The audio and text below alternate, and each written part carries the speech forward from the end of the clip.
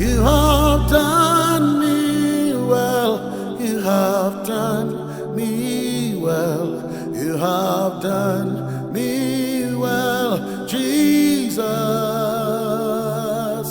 You have done me well. You have done me well.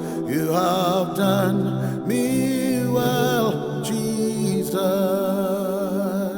Naomba tu tusimame, tusome hili neno pamoja. And even as we do it, we are also nataka kusema kukujua miguu. Hallelujah. Let us open our Bibles in the book of 1 Thessalonians chapter 4. And then we shall read verses 13 to 17. 1 Thessalonians chapter 4. We read verses 13 to 17. Inasema, brothers, we do not want you to be ignorant about those who fall asleep, or to grieve like the rest of men who have no hope. We believe that Jesus died and rose again, and so we believe that God will bring with Jesus those who have fallen asleep in him. According to the Lord's own word, we tell you that we who are still alive, who are left till the coming of the Lord, will certainly not precede those who have fallen asleep. For the Lord himself will come down from heaven with a loud command, with the voice of the archangel, and with the trumpet call of God, and the dead in Christ will rise first. Verse 17, after that, we who are still alive and are left will be caught up together with them in the clouds to meet the Lord in the air. And so we'll be with the Lord forever. Therefore, encourage each other with these words. Our Heavenly Father, we are here in this service to be encouraged by your word, even as we continue to prepare. For you have called us by your name, and our desire is that what the word says, we shall be part of that. And we declare to ourselves, none of us will be left behind. For Lord, you have said this time that you may remind us so that we may prepare ourselves. Holy Spirit, as we read the word and share it, pray that you may break it forth to your children in Jesus' name.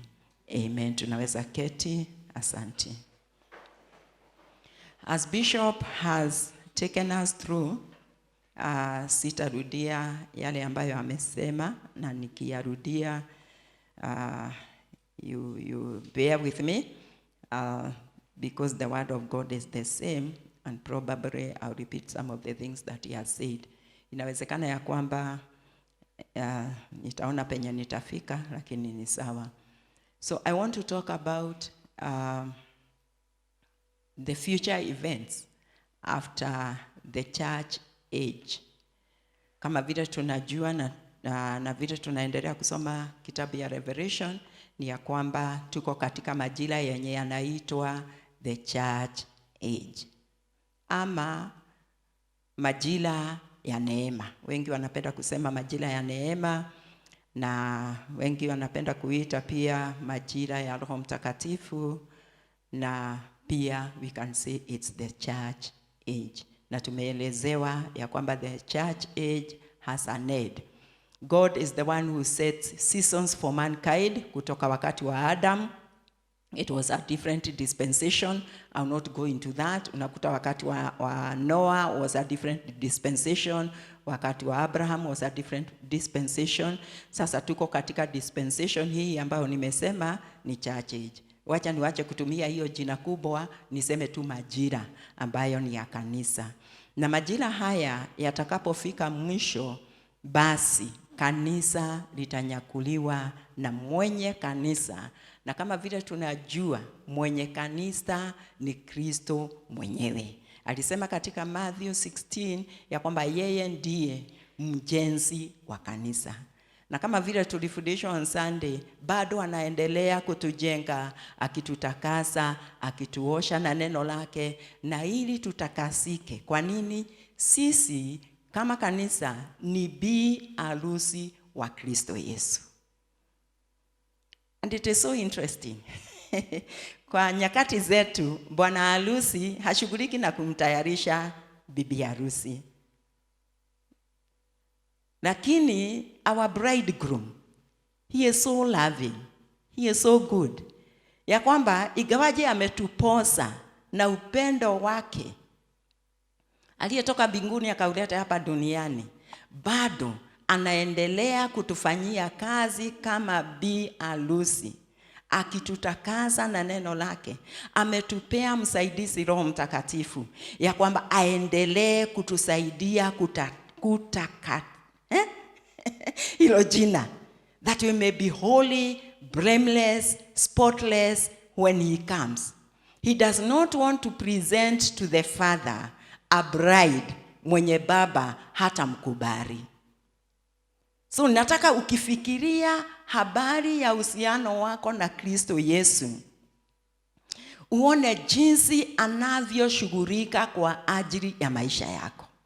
Even when you are praying, even when you are fasting, even when you are seeking for him, unaamuka usiku, unasikia ya kwamba ni kama ako bari na wewe. Nataka sasa uone picha ingine ya kwamba Yesu anakupenda kiasi ya kwamba anakushughulikia sana.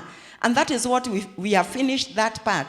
Ya Revelation chapter 2 and 3. Tunaona Kristo Yesu mwenyewe akitembea kanisani, katikati ya kanisa, na kazi anayoifanya ni kufanya nini? Kutakasa bi harusi wake, na ili atakapo tuonyesha mbele za baba yake tuwe tumetakazika. Isn't Jesus good? Is he not worthy to live for? Is he not worthy to serve and to commit ourselves and dedicate our lives to him and sincerely follow him? Na tukiingia katika pahali yenye tunasikia kama we are stuck in mud, hivyo tufanye bidii na tusikie ya kwamba hata tunapoingia katika mud na uchafu wa dunia hii, maana dunia hii ina aina ya chafu nyingi, we shall not stand and get stuck. We are moving on. We are pressing on. We shall move forward. Hatuta quit the life of salvation. Amen. Maana ikiwa yeye anatushughulikia, kwa nini sisi to give up? Tukiwa na magonjwa, tukiwa na mauzito, tukiwa na mambo yenye yanatuletea shame katika salvation, we are determined. Kwa nini? Yeye anatushughulikia. Hallelujah. So this is the Christ we believe in. And this is the Christ who gave John in Revelation a message. Katika verses, chapter 1 of Revelation, verses 7 and 8. This is part of the message yenye Kristo alipoonekana kwa Yohana katika kisima ya Patmos, alimpea ujumbe huu.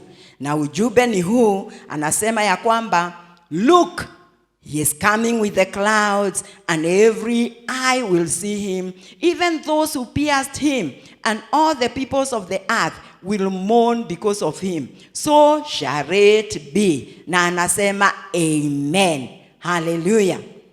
And verses 8 anasema, I am Alpha and Omega, says the Lord God, who is and who was and who is to come.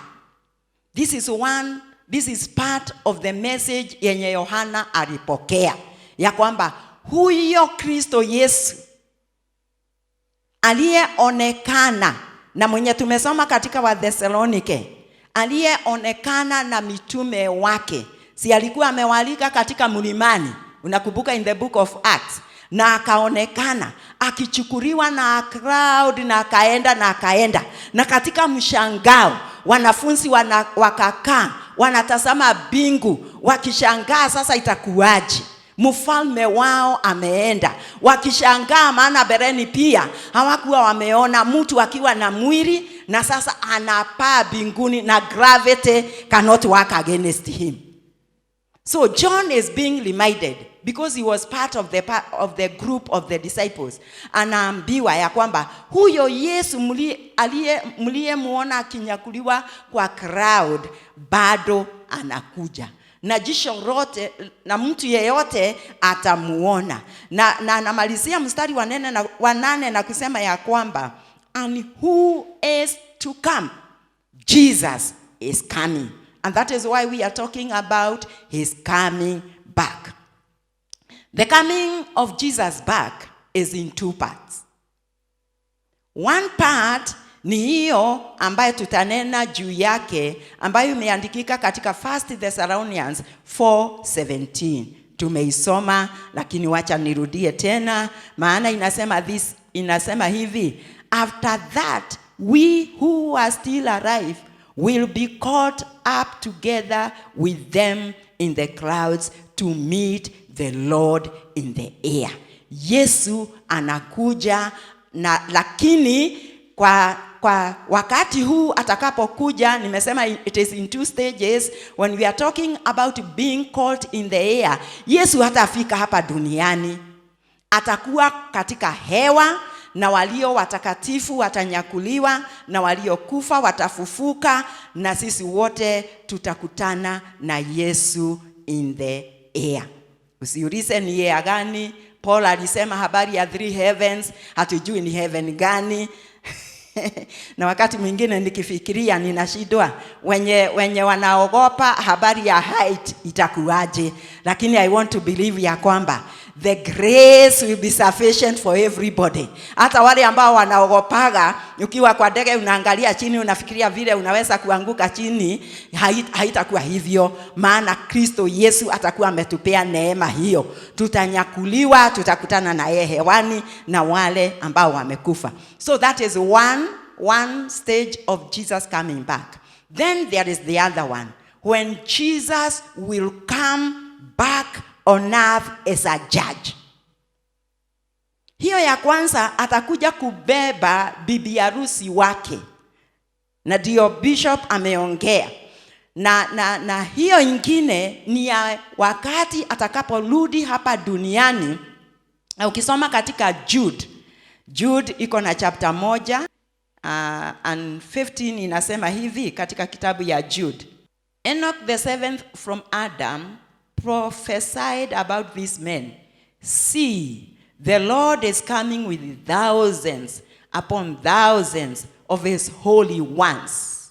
15, to judge everyone and to convict all the ungodly of all the ungodly acts they have done in the ungodly way, and of all the harsh words ungodly sinners have spoken against him. That is the next, the second stage, or the second event of Jesus coming back on earth. Hiyo atakuja, ataonekana hapa duniani, na atakuja kutawala kama a judge. He will come to judge the world. So we are talking about the first stage, na ndiyo ambayo tunaita rapture. Rapture is not in the Bible, usiende kuitafuta katika Biblia, lakini ndio hiyo yenye tumesoma katika wa Thessalonike 17 ya kwamba we shall be caught up. Kwa wasomi wakaona ya kwamba hiyo being caught up waite rapture. Na katika hiyo mistari yenye tumesoma katika wa Thessalonike, tunaona ya kwamba the Lord will come down from heaven. Hatatoka na chini, hatatoka wherever, he will come from heaven when he is coming for us. And he will come with a loud command. A command yenye hata wenye watakuwa katika kaburi watasikia, wenye watakuwa wamekufa katika maji wataisikia. A loud command. And then we are told that there will also be a voice of the archangel. So nobody will miss it. There will be a voice of the archangel. And lastly, we are told ya kwamba there will be a trumpet that will be blown, a call from the Lord. Hallelujah. Kwa hivyo ni vizuri kuanza kujifunza kusikia sauti ya Mungu. Kwa sababu tunaambiwa nini? There will be a trumpet and it will be a call from God himself. Na tunaona ya kwamba the events that will take place is number one, let me not give them the numbers, that the dead in Christ. Ikawaje ilikuwa inaandikwa ili Paul encourage wa Thessalonike ambao walikuwa wanaona ni kama hakuna kurudi kwa Kristo Yesu, maana kumbuka ya kwamba waliambiwa ya kwamba soon Jesus is coming back. But now in their midst wateule wameanza kukufa. Sasa wa Thessalonike wanashangaa, kwani hii injili tuliyofikishiwa ni gani? Na huyu Kristo mwenye alikuwa anakuja kwani ni aje? Na hawa wenye wanakufa inafanyika aje? Wanaenda wapi? So it was an answer to those questions, but now it gives us a glimpse on the things that will happen when Jesus comes. It says that the dead in Christ will rise first. Na hiyo inatupea tumaini. Unajua wenye hawajaamini wanaweza kutuchekelea ya kwamba tunasema habari ya kurudi kwa Kristo na bado tunakufa, lakini sisi tunaelewa ya kwamba wenye wamekufa, hiyo trumpet itakapopigwa, angel atakapo shout, na hiyo loud command itakapopeanwa, imagine wa kwanza kufika katika hiyo hewa yenye tumesema tutakutana na Kristo Yesu is the dead in Christ. Hallelujah. And the living saints will be changed. Mwili huu na damu. Na ndiposa inatusubua sana ikitaka tufanye mambo ya hapa duniani, haitaenda mbinguni. And therefore, because it cannot inherit the things of the kingdom, Biblia inatuambia katika hiyo mistari yenye tumesoma ya kwamba huu mwili utabadilishwa. Vile itakavyobadilishwa, wacha kuuliza. Ikiwa tulibadilishwa wenye dhambi huko ndani na tukafanyika wenye haki wake Mungu, hata mwili atabadilisha. Ikiwa anabadilisha a drunkard, mwenye haku analala bila kukunywa na anasikia hiyo harufu ya pombe, anasikia anataka kutapika ama anapitia kando, is God not the same? He will have enough power to transform us. Kwa hivyo walio hai watabadilishwa na huu mwili wa unyonge utaondolewa, tutapewa mwili ingine. Na neno la Mungu linaonyesha ya kwamba ni mwili ulio na utukufu. Mpaka wewe unatamania. But heaven is real and we shall be transformed and we shall be glorious and we shall be more beautiful than the way we are. Is that both the resurrected and the raptured saints will meet the Lord in the air, and they shall be with the Lord forever and ever and ever and ever and ever and ever. Amen. Ugempigia Yesu makofi.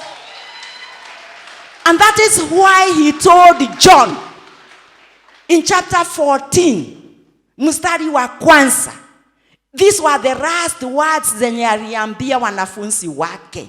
Among the many things, you know those last words zenye mtu anaongea wakati anakufa ni za maana.